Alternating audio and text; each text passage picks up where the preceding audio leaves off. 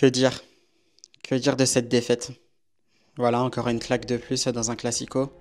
Après le 4-0 en début de saison en championnat. Voilà, maintenant à 5-2. On a été complètement absent des débats. Et voilà, c'est vrai que pour une première vidéo officielle sur ma chaîne YouTube, je pensais que ça aurait été pour une victoire dans un classico. Malheureusement, voilà, c'est pas le cas. Donc on va venir sur les faits de ce match. Un très très bon match, notamment de la part du Barça. C'est vrai que le Real Madrid a plutôt raté son match. Il n'y a qu'une seule exception pour moi, c'est celle de notre Français Kylian Mbappé, qui aura sorti aussi une belle prestation. Donc à titre individuel, on a retrouvé l'ancien Mbappé encore une fois sur cette action, cette contre-attaque rudement menée par le Real Madrid, où voilà, on se rappelle du Mbappé à ses grandes heures, une feinte à gauche, une feinte à droite, une finition frappe croisée. C'était Kylian Mbappé, c'était parfait, ça fait 1-0 pour le Real Madrid. Mais voilà, on va pas oublier les petits détails qui comptent. C'est que le Real Madrid était mal rentré dans son match, tout simplement. On a vu un Barça qui s'était créé 2 occasions consécutives avant l'ouverture du score.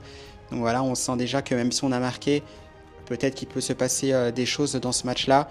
Et forcément, quelques minutes plus tard, c'est l'autre crack donc du côté du Barça. Malheureusement, je ne sais pas combien il nous en mettra dans sa carrière. C'est très très mal parti parce que je pense qu'il est parti pour nous en mettre à chaque match quasiment. C'est Lamine Yamal évidemment. Voilà, il arrive à prendre la profondeur. Il arrive devant Aurélien Tchouaméni. Il le crochette avec une facilité déconcertante. Et puis cette finition. Voilà, il n'y a pas grand chose à dire. C'est la grande classe. Tromper Thibaut Courtois de cette manière-là, avec cette frappe pied gauche en finesse, petit filet, c'est remarquable. Donc voilà, il arrive à relancer son équipe. Et d'ailleurs, sur ce joueur-là, Lamine Yamal, on peut tout simplement que se réjouir aussi quand même d'avoir un joueur pareil, parce que ce qu'il fait, c'est assez exceptionnel à son âge, et je souhaite que Dieu le préserve malgré tout, parce qu'on est là aussi pour voir du beau football. Lamine Yamal fait partie des joueurs qui peuvent nous procurer de très belles émotions, mais aussi nous proposer un très beau football. Ça a été le cas et il n'y a tout simplement rien à dire. Suite à ça, on sent le Barça qui est beaucoup mieux. On se fait complètement manger au milieu de terrain. On a vu aussi un Vinicius Junior, mais complètement transparent. J'en ai parlé d'ailleurs de Vinicius Junior, donc j'en parlerai notamment dans de prochaines vidéos. Sur le contenu de son match, on sent aussi un Vinicius Junior par rapport aux saisons précédentes, beaucoup trop irrégulier. Il y a même aussi des choix qui paraissaient aussi incompréhensibles. On avait l'impression de revoir le Vinicius des anciennes saisons, qui comprenait aussi beaucoup de déchets dans son jeu. Et voilà, ce sont des facettes de l'ancienne personnalité de Vinicius Junior qu'on n'aimerait pas revoir. Bon, après, c'était qu'un match loupé. Ça arrive même aux meilleurs de rater des matchs, des grands rendez-vous dans ce genre-là, même si c'est vrai que d'un certain côté, dans ce classico-là, avec cette nouvelle ère de Galactique, c'est déjà la deuxième fois, et au vu des attentes qu'il y a, c'est vrai que ça fait un peu trop quand même. Et Jude Bellingham, d'un autre côté, voilà, il a été aussi transparent, il s'est fait manger par Pedri, mais aussi par Casado au milieu de terrain, ce qui fait qu'on l'a vu avec beaucoup moins d'influence, et pour forcément alimenter les trois de devant, donc c'est-à-dire Rodrigo Goes, Kylian Mbappé et Vinicius Junior, c'était beaucoup plus compliqué, et on voyait un Real Madrid trop peu menaçant. Contrairement au Barça, voilà, qui est très régulier dans son jeu, ils sont très très constants, beaucoup de cohérence, ça se voit, c'est très très fluide. On l'a vu avec des occasions qui étaient créées avec de très belles créations, de très très belles phases de jeu. C'est tout le contraire par moment du Real Madrid où par moment on sent que malgré tout ça peut être un peu forcé. Et voilà, sur ça encore une fois on a été mis en difficulté.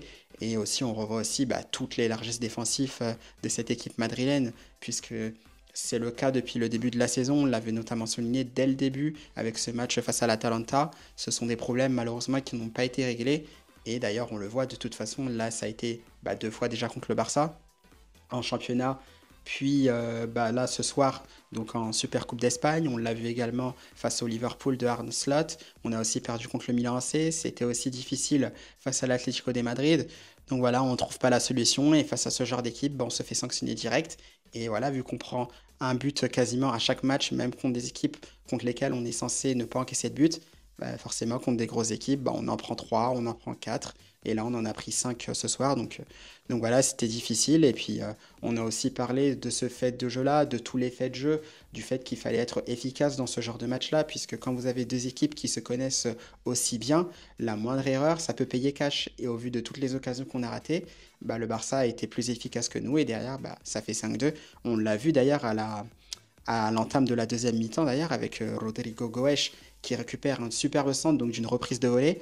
Ça fait poteau ou barre, je ne sais plus. Et derrière, on a Rafinha qui se joue de notre défense. et voilà, qui mettra le cinquième but juste après.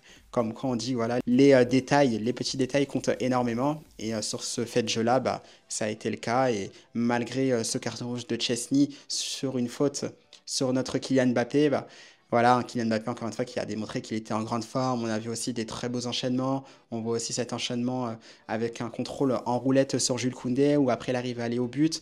Donc voilà, on l'a senti en jambes. On espère qu'il sera aussi dans cette même physionomie. Donc face au Celta Vigo en huitième de finale de la Copa del Rey, ce sera ce jeudi à 21h30. Donc voilà, après, il n'y a pas grand-chose à dire sur cette finale. Bravo au Barça. On espère que le prochain Classico, ce sera pour nous. Mais d'abord, il faudra se remettre la tête à l'endroit avec ce huitième de finale de Copa del Rey et continuer sur notre bonne continuation en championnat, puisqu'on a quand même 5 points d'avance sur le Barça. Mais il ne faut pas oublier que dans la journée de ce dimanche, l'Atlético a repris la tête de la Liga en remportant son match de retard. Donc voilà, bah, ce sera tout pour aujourd'hui. On se reverra pour une prochaine vidéo. Je pense que c'était déjà une très bonne première vidéo pour moi. J'aurais préféré que ça soit pour une victoire en Super Coupe d'Espagne dans un Classico. Ce n'a pas été le cas, mais bon, il y aura d'autres fois. Donc voilà. En tout cas, bah, merci à vous pour votre attention et puis on se retrouve pour d'autres vidéos. À la Madrid!